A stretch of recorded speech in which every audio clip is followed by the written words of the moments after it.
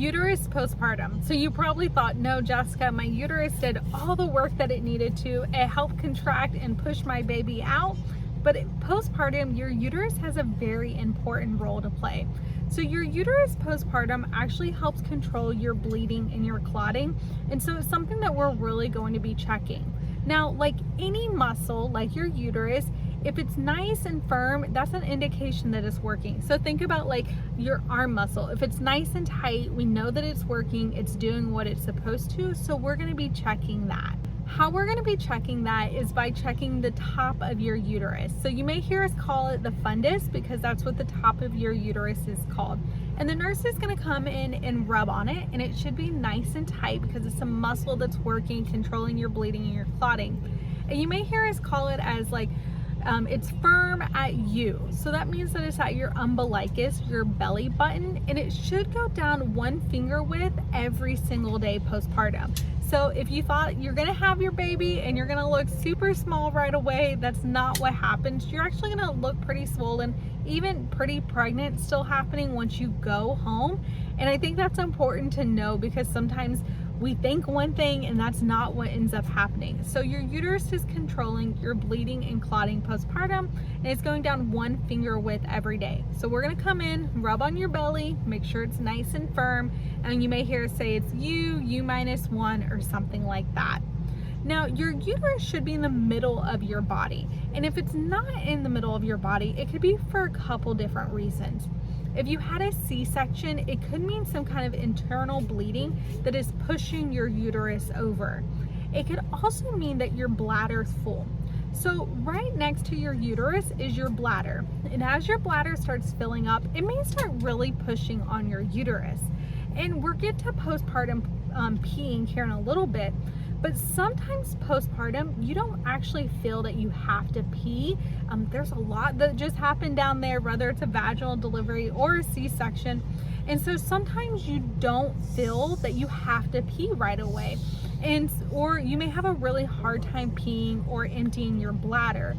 And so if your bladder starts filling up, it can start pushing on your uterus. And this can really cause a lot of pain and a lot of cramping postpartum, but it can also cause a lot of bleeding. So if we have a mom who is bleeding too much, her uterus is pushed over, we know that her bladder is full. And if you're not able to pee, then we're gonna have to put in a Foley catheter to prevent a hemorrhage from happening if it's not already happening. The nurse is going to check your uterus by doing what we call a uterine massage. Now, I'm sorry, this isn't an actual like fun massage or anything like this. If you think about a muscle that just got done working a whole lot, when you rub on it, it's like, ouch, please quit touching that. Your uterus is like that postpartum. It is sore and you are probably not gonna like her rubbing on it. We're checking to make sure that it's where it's at and it's nice and firm. So we're gonna rub on your belly by doing this. Now, if I can feel a mom's uterus, I don't need to keep rubbing and dig in on it and everything like that and really massage it.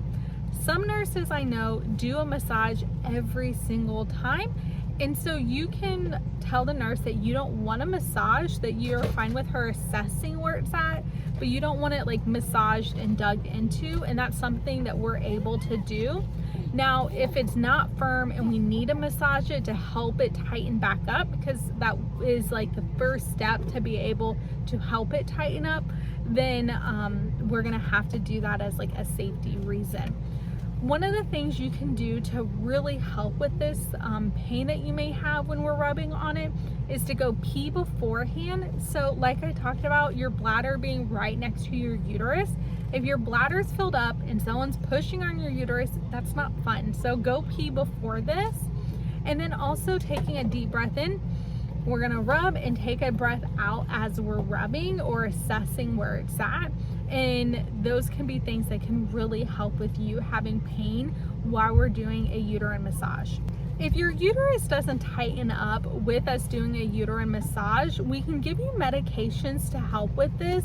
Now, this medication, because it is making your uterus clamp down, it's gonna cause a lot of cramping, and that's kind of one of those things that we expect because it's doing its job. Now, if you have things like high blood pressure, asthma, different things like that, we may have to decide on what medications to give you based upon those, because some of them you can't get with blood pressure issues and with asthma. Whenever you breastfeed, it also releases the natural version of Pitocin called oxytocin.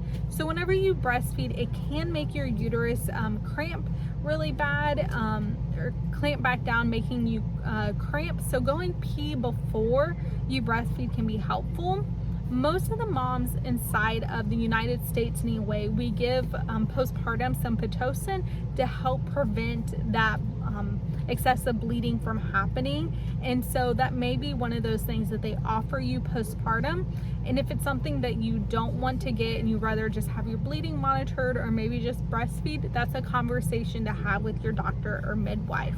Okay, so now that we know that the uterus controls your bleeding and your clotting postpartum, we're gonna hop into postpartum bleeding, because everyone has postpartum bleeding. Here we go.